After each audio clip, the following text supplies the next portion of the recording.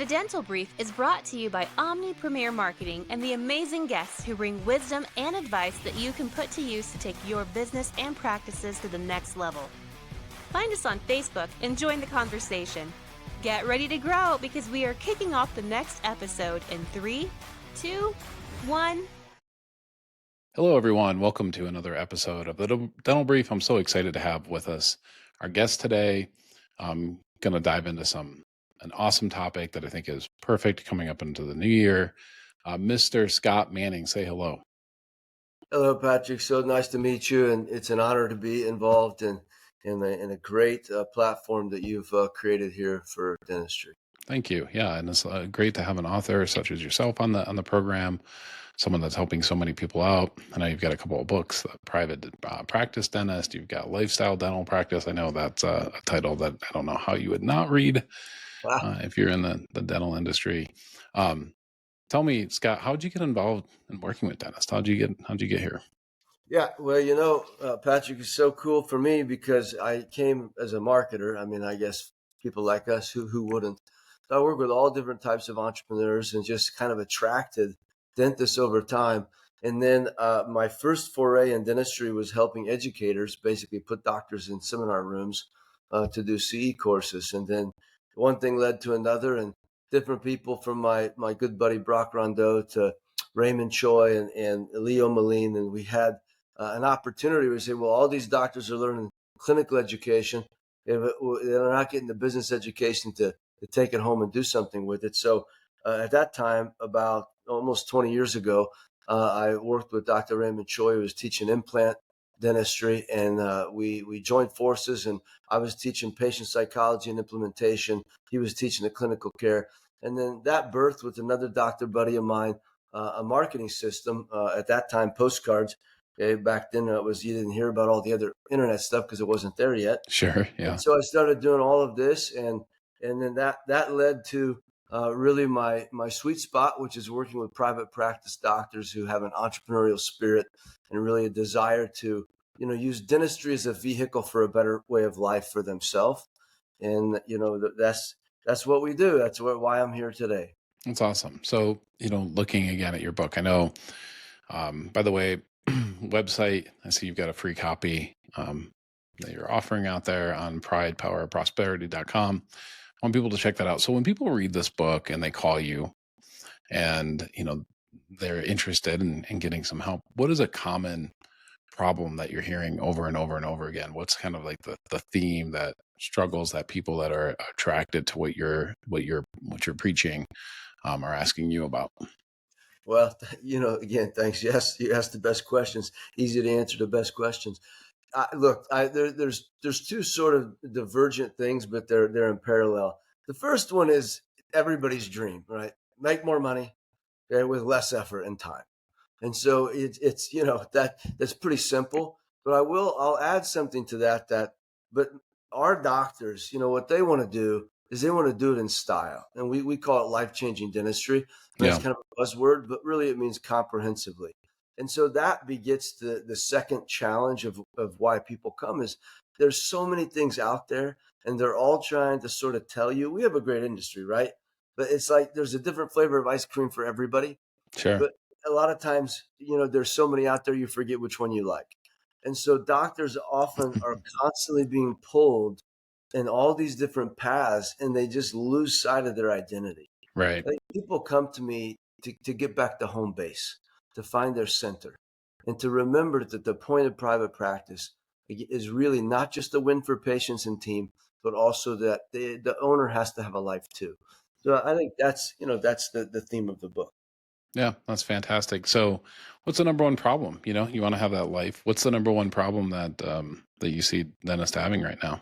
I think I know it's the number one, but so I'll say there's two things. The first is just being distracted, just constantly chasing bright, shiny objects and, looking for the greener grass. And that's a you problem. It's not an industry problem. And Right. I think when people come back and just, are self-reliant, they own their confidence and they stick to the plan, you can be successful. I always say there is no one way, right? There's just the way that you make the right way for you. Yep. And so instead of looking for the best path, you got to just choose a path and then go master it. Right. Right?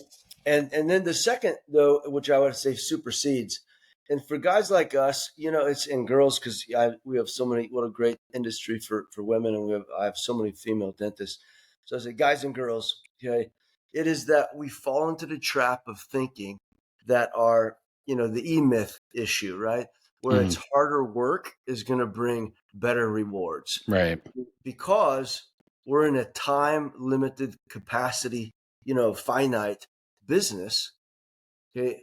Harder work only brings a diminishing return. Yep. So it's understanding smart business math. It's having a formula that's setting you up for success. Okay. Not that starting you, in the one down position, because in dentistry, you're not going to out volume your way, okay, to Yep. profits, and certainly not to a better life. Yeah. When you mention E-Myth, I think you're talking about the entrepreneurial myth, right? The book is a classic. There's an updated, I think it's called the E-Myth Revisited. Fantastic book. If you own a business and you haven't read that, you're going to thank me when you do.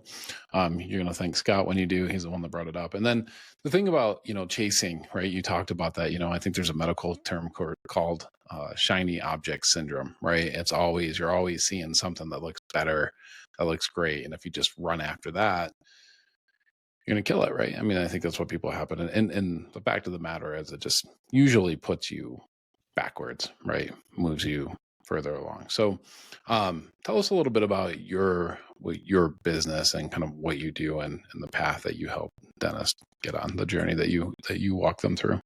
Yeah. Well, look, I'm honored that you invited me to answer that, question.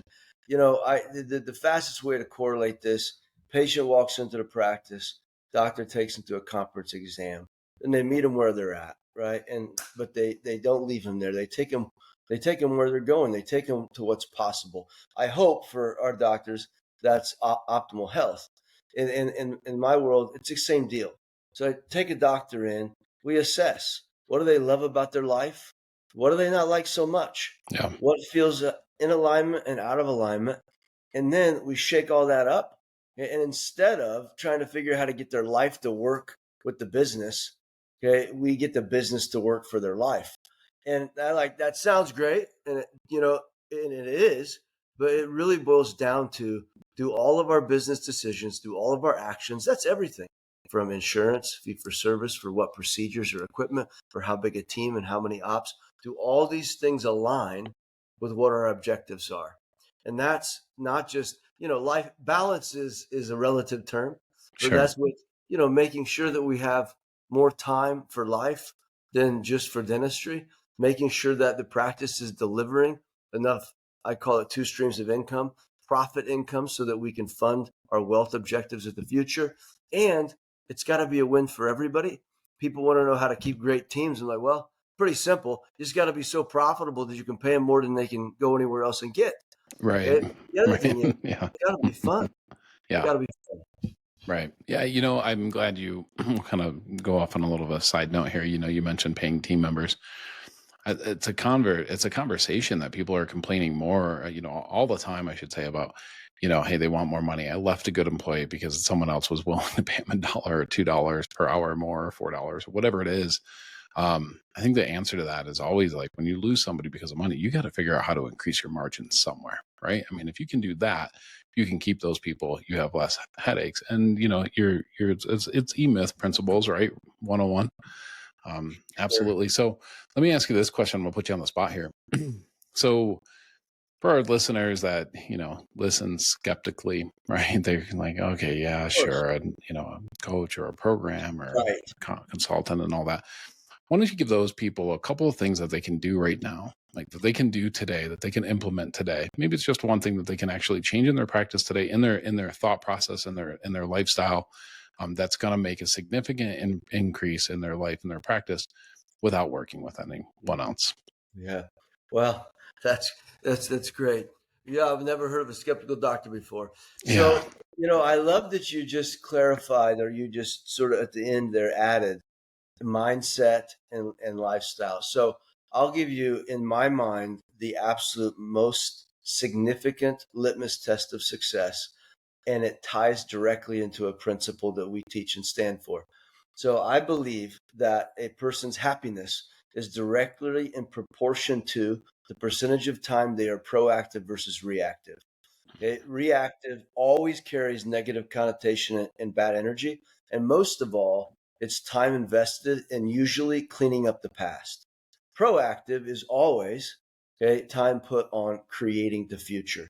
So so we boil this down into every single principle.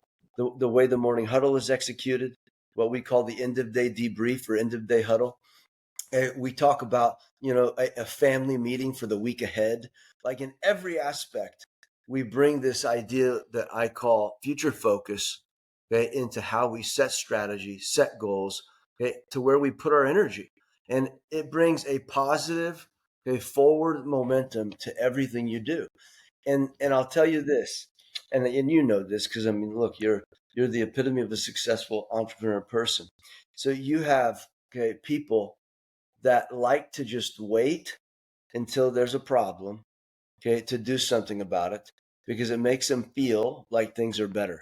So it's Yeah. like the sleeping dog, right, kind of deal. So, but for me, that's just crazy. Okay, why on earth, okay, would we wait until there's a problem to do something?